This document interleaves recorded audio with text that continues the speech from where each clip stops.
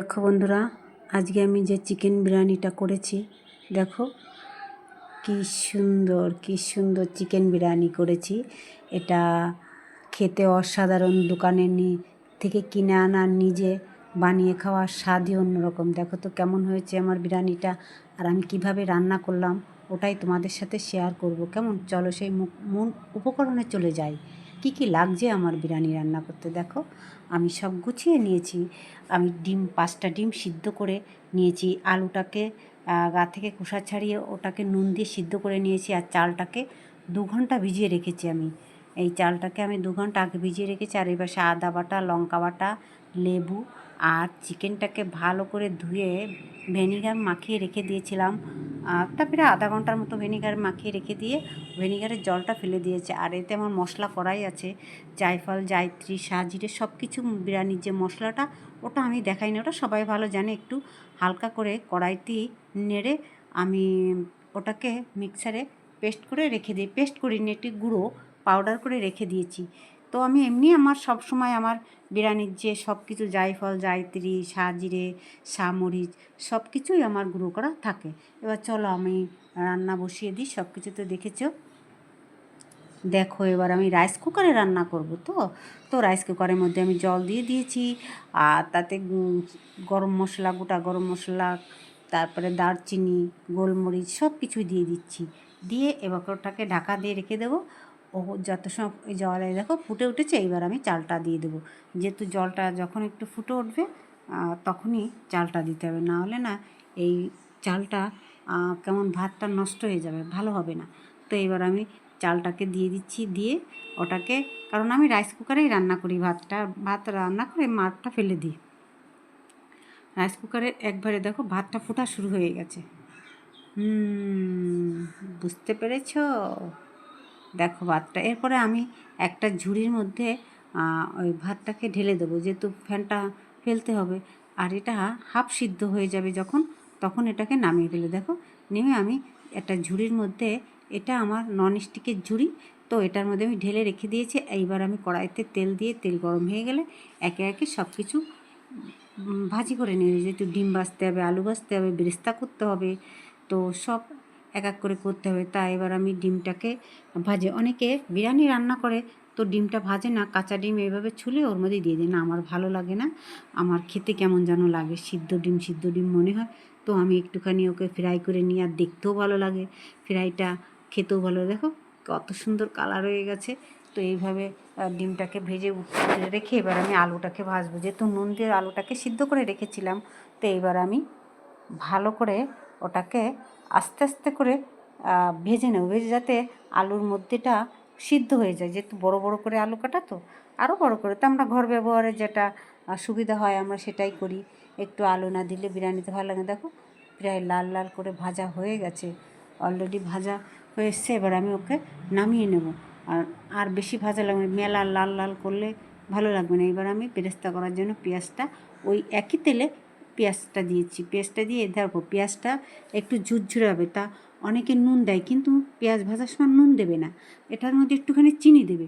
আর তা প্রথম চোটে না, কিছুটা পেঁয়াজ ভাজা হয়ে আসলে যখন নরম কেটে যাবে, তখন একটু পেঁয়াজ দেবে, দেবে, চিনি দিয়ে দেবে। চিনি দিলেই না এই বেরেস্তাটা একদম কড়কড় হয়ে যাবে, মানে এত ঝুরঝুরে হবে চিন্তাও করতে পারবে না। নাহলে কিন্তু যখন নুন দেবে না, তো তখন কিন্তু এরকম হয়ে যাবে, একদম নরম নরম হয়ে যাবে। তার জন্য চিনি দিতে হবে। চিনি দিলে কী হবে জানো, বেরেস্তাগুলো একদম ঝুরঝুরে হবে। দেখো আমার অলরেডি ভাজা হয়ে গেছে, 3টা জিনিস আমি ভেজে রেখে দিয়েছি। এইবার আমি চিকেনটাকে দিয়ে দেবো। তা চিকেনটা না আমি তেলের মধ্যে দিয়ে একটুখানি ভাজি করে নিচ্ছি, কারণ কি না একটু ভাজলে না চিকেনটা ভাঙবে না, আর নাহলে কিন্তু ও ভেঙে যাবে। যত চিকেনটা ভাজা হোক না, দোকানেও ওরা ওরকম করে যে চিকেনটা ভেজে তারপরে রান্না করে। ভাজলে না চিকেনের গা থেকে একদম একটুও কিছু হবে না, একদম পুরো যেরকম চিকেন আস্তে আস্তে ওরকমই থাকবে, একদম পুরো আস্তই থেকে যাবে। তো আমি একটুখানি নেড়ে নিয়ে এইবার যে মশলাগুলো করে রেখেছিলি, বাস মশলাটা দিয়ে দিলাম। দিয়ে এবার ভালো করে নেড়ে চেড়ে কষিয়ে নিচ্ছি। আর কষানো মানেই, আর এটাকে আবার আস্তে আস্তে দিয়ে ঢাকা দিয়ে রান্না করতে হবে। ওর ভিতর থেকে যে জলটা এবার বেরিয়ে যাবে, জলটা না বেরোলে ভিতরে মানে এই চিকেনে খেতে ভালো লাগবে না। দেখো অলরেডি অনেকটা জল বেরিয়ে গেছে। কতটা জল বেরিয়েছে মনে হচ্ছে কি আমি জল দিয়েছি, কিন্তু না গো, জল দিইনি। এই আমি ঢাকা রেখে দিয়েছিলাম, তো তার থেকে জল বেরিয়েছে। আস্তে আস্তে এটা কমে যাবে। তো আমি আস্তে আস্তে জাল দিচ্ছি, যেহেতু বড় বড় চিকেন করে এনেছি। আমি অন্য সময় ছোটো ছোটো চিকেন করি, তা আজকে ভাবলাম একটু বড় করে পিস করে কেটে নিয়ে আসি। তা বড় পিস করে করতে গেলে কিন্তু ওরকমই। আর আমার অলরেডি ওটা হয়ে গেছে, চিকেনটা রান্না হয়ে গেছে। আমি রেখে দিয়ে দেখো এইবার আমি শুরু করে দিয়েছি রাইস কুকারের মধ্যে। প্রথম এক তলায় একটু ঘি দিয়ে দিয়েছিলাম, তো আমি একটু দেখাতে পারিনি। তলায় ঘি দিয়ে দেওয়ার পরে উপরে একে একে সব উপকরণ দিচ্ছি। যে বিরিয়ানির মশলাটা করা ছিল ওটা একটু দিয়ে দিলাম। তারপরে তোমার নুন দেবো, চিনি দেবো। বেরেস্তাটা নুন চিনিটা দেওয়া হয়ে গেছে, ওটা দেখানো হয়নি। তো এবার বেরেস্তাটা দিয়ে দিলাম। নুনটা আগে দিয়েছিলাম, যেহেতু বেরেস্তার উপরে পড়লে কিন্তু ওটা বেশি নুন হয়ে যাবে। তো পরে আমি চিনিটা দিলাম। দেওয়ার পরে আস্তে আস্তে ডিম, আলু এগুলো দিতে হবে। তা আমি ডিমটা তলার দিকে দেইনি, কারণ না নাড়তে গেলে না ডিমটা ভেঙে যাবে। এই জন্য ডিমটা আমি উপরের দিকে দিয়ে রাখছি। তো ভালো আলু দিয়ে দিচ্ছি, যেহেতু ভাতের গরমে আলু যদিও একটুখানি পুরো সিদ্ধ না হয়, তাও সিদ্ধ হয়ে যাবে। তো আমি সেগুলো দিয়ে এবার একটু চিকেন দিয়ে দিচ্ছি। মানে এক এক পত্তা করে 3-4 পত্তা করে আমি ওটাকে দেবো। দিলে না তখন নাড়াতে সুবিধা হবে, আর সব মশলাগুলো সব ভাতের সাথে মিশে যাবে। আর সারাদিন এই রাইস কুকারটা অন করা থাকে।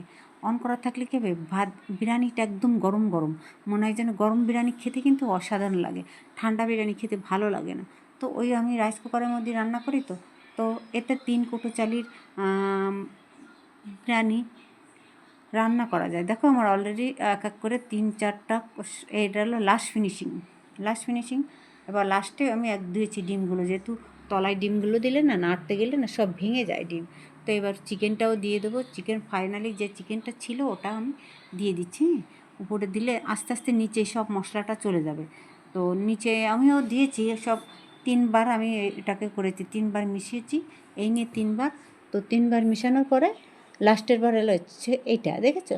এবার সব মশলা দিয়ে এবার আমি ঢাকা রেখে দিয়ে আমার রাইস কুকারটা অন করে দেবো। মানে কুক করবো না, এমনি অন করা থাকবে। সারা দিন এইটা গরম গরম থাকবে। দেখো আমার ফাইনালি হয়ে গেছে। আর এইবার আমি একটু ফুড কালার দেবো আর রং দেবো। তার সাইডে আমি একটু গুলিয়ে নিয়েছি। এইভাবে সাইড থেকে একটু সরিয়ে সরিয়ে আমি মশলাটা, বিরিয়ানির যে কালারটা দিয়ে অনেকে দেয় না, আমি একটু দিলাম কালারটা। তো কালারটা দিয়ে দিয়েছি। আর দিয়ে এইবার একটু চেনটা দেবো। চেনটি ঢাকা দিয়ে রেখে দিয়েছি, বাস।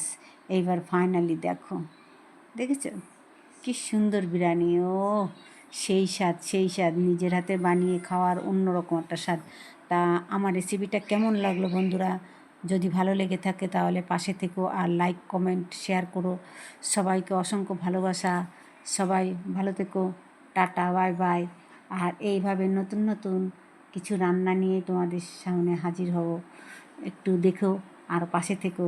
আর এইভাবে বিরিয়ানি রান্না করে খাবে নিজেরা, দোকান থেকে কিনে খাবে না। দোকানের বিরিয়ানি আর নিজের হাতের বানানো বিরিয়ানির সেই স্বাদ। সবাই ভালো থেকো, সুস্থ থেকো। Tata, bye bye.